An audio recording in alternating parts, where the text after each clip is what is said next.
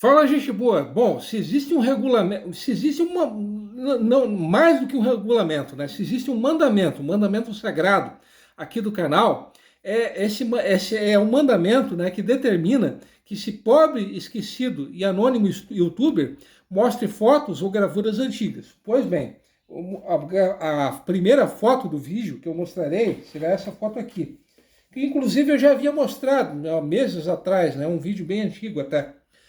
Bom, esse aqui é o vapor Babitonga, tá? Essa foto aqui de baixo que vocês estão vendo, tá? É o vapor Babitonga saindo da estação fluvial que existia ali no final da rua 7 de setembro. Infelizmente não se tem uma data exata, né? Não se sabe exatamente quando que essa foto que vocês estão vendo ela foi batida, tá?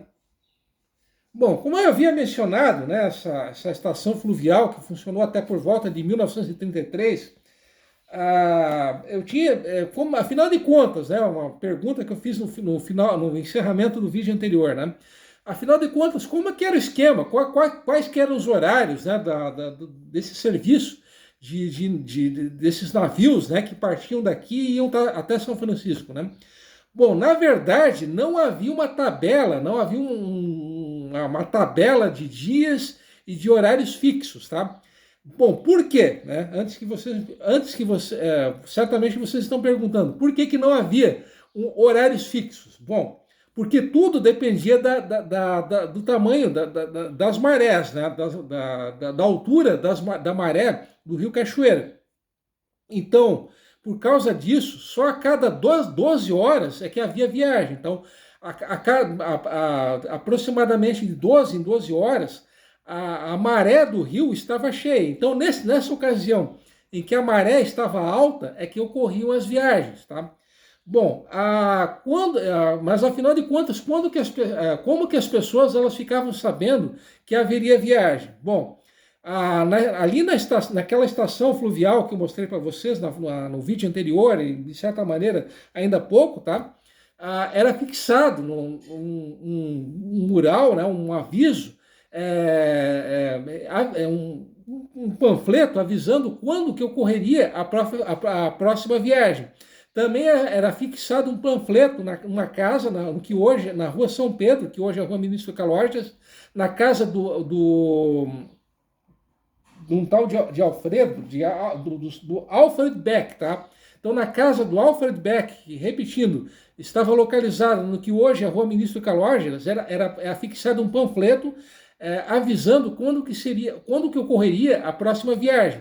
E também havia um terceiro local onde era fixado um terceiro panfleto, que era numa agência telegráfica que existia na então Cachoeira Strass, que é a Rua Princesa Isabel. Então, nesses três locais que eu estou mencionando, a estação fluvial, a casa do Alfred Beck, no que hoje é a Rua Ministro Calorjas, e a estação telegráfica do que hoje é a Rua Princesa Isabel, eram fixados 3 panfletos que avisavam quando que ocorreria a próxima viagem, tá? Bom, a viagem daqui até São Francisco, ela demorava cerca de 2 horas. E a viagem de São Francisco, do retorno de São Francisco para Joinville, demorava 2 horas e meia. Tá? Essa viagem não era apenas para São Francisco.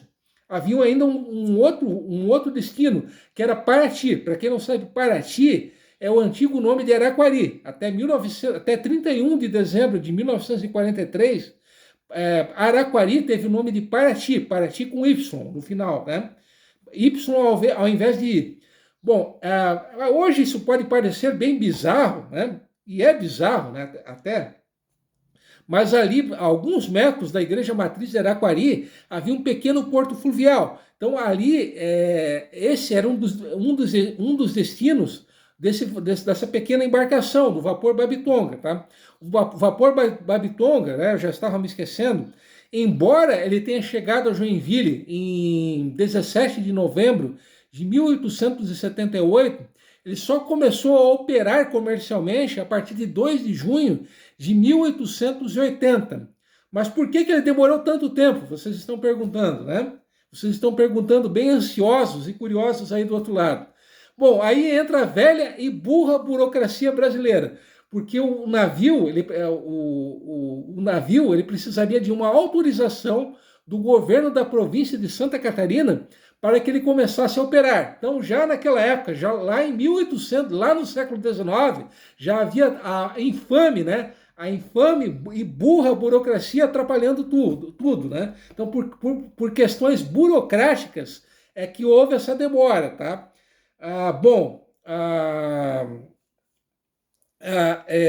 Como eu tinha dito, né, anteriormente, quem explorava esse serviço era o nosso amigo Fred francês, Frederic Bristling, né? Bom, ele, nesse meio tempo, entre 1878 e 1880, em que o navio ele não pôde operar comercialmente, ele acabou criando uma empresa de navegação, né? A empresa Joinvilense de Navegação, caso eu não esteja enganado, esse era o nome dessa empresa, tá? Bom, essa empresa, ela operou esse serviço até 1933, tá? Em 1933 ela veio a ser extinta, né? Bom, um fato curioso é que o local que nós conhecemos hoje com o mercado público, o primeiro nome, durante muito tempo, esse local que eu estou mencionando, ele foi conhecido como Cais Pochan, né? Curiosamente, esse era o nome do local onde hoje, repetindo, onde hoje existe o mercado público. Esse local era conhecido como Cais Pochan. Para quem não sabe, o tal do Pochan, né? Isso era uma referência ao Bernhard Pochan, né? Sobre o qual eu comentei em um dos vídeos da semana passada, que foi dono de uma olaria, né, que muitos consideram como uma primeira empresa de Joinville. Para quem não sabe, essa olaria ela estava localizada na esquina da Rua do Príncipe com a Rua Ministro Calorges, naquele local onde durante muitos anos funcionou a Comercial Pescas, né? E ele também, muitos consideram Bernhard Pochan como o primeiro latifundiário da história de Joinville. Então, o tal do Cais Pochan era uma referência ao Bernhard Pochan, que é esse cara que eu estou comentando, né? Aqui com vocês, né? Bom, uma coisa que poucos sabem, né? Pouquíssimas pessoas sabem, é que havia um projeto para que se construísse o mercado público no que hoje é a esquina da Rua Itajaí, com a Rua Jerônimo Coelho. Na época, a Rua Jerônimo Coelho tinha outro nome, que era Rua Paris, né? Então, a princípio, era para que o mercado público fosse construído nesse local que eu estou mencionando, mas como era um local muito lodoso, essa ideia ela acabou morrendo na casca, né? Inclusive, em fevereiro de 1906, foi apresentada uma petição popular pedindo para que o mercado público fosse construído no local onde ele está hoje, né? Bom, até tem umas outras fotos interessantes, né? Outras fotos curiosas ainda em relação ao transporte a esse transporte de navios, né, que partia da Rua 7 de Setembro.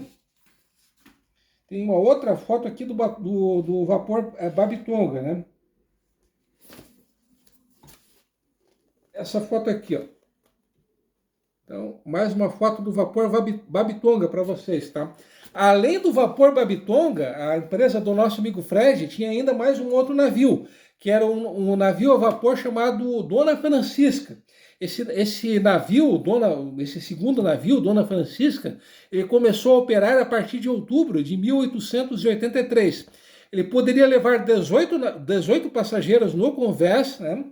E mais 40, né? Ele poderia levar 18 passageiros na cabine e 40 passageiros no convés, ou seja, na parte de fora, tá? Então, no total, ele poderia levar 58 passageiros, tá? Ainda em relação ao vapor Babitonga, ele tinha 14,6 metros de comprimento e 2,5 metros de largura. Deixa eu ver se é isso mesmo. Só um instante. Sim, repetindo, ele tinha 14,6 metros de comprimento, 2,5 metros de largura e uma potência de 28 cavalos. Repetindo, esse é o navio Babitonga. Em relação ao vapor, a outro navio, né, o vapor Dona Francisca, eu tenho uma foto aqui para mostrar para vocês, tá? Essa foto ela foi batida em 1910. Então, esse navio aqui que vocês estão vendo é o vapor Babitonga, tá? E repetindo, essa foto é de 1910, tá? Não sei se vocês estão enxergando. Então, resumidamente, essa foi a história, né, do transporte fluvial, né, dos navios que partiam ali do que hoje é a Rua 7 de Setembro, a antiga Rua Bussingô, né? O nome que a rua teve até 1912, tá? Bom, perdoe-me, né, caso eu tenha deixado alguns fatos importantes de fora, né? Mas como vocês já estão mais carecas, né, que expediam a mim de saber, né? É muita informação para um cérebro tão limitado, né? Ainda mais um cérebro desse pobre anônimo e atrapalhado e desajeitado youtuber, né? Então, fatalmente, muita coisa importante acaba ficando de fora, né? Infelizmente. Talvez na semana que vem eu traga alguma informação que eu tenha deixado de fora, né? Mas por hora seria isso, tá? Então, mais uma vez, tradicionalmente eu farei aquele pedido, né? Pedido barra apelo tradicional. Caso vocês saibam alguma coisa, tem alguma informação adicional, por favor, comentem aqui embaixo. Não custa rigorosamente nada, tá? Caso vocês tenham alguma sugestão, alguma crítica construtiva, por favor, façam. Vocês têm toda a liberdade disponível. Só não vale me xingar, me chamar de flamenguista, tá? Isso aí é algo inadmissível. É o equivalente a xingar minha mãe, tá? Então não me chame de flamenguista, só não pode me xingar, tá? Então até semana que vem. Como sempre, obrigado pela atenção e pelo carinho de vocês, tá? Até semana que vem, como sempre. Fui!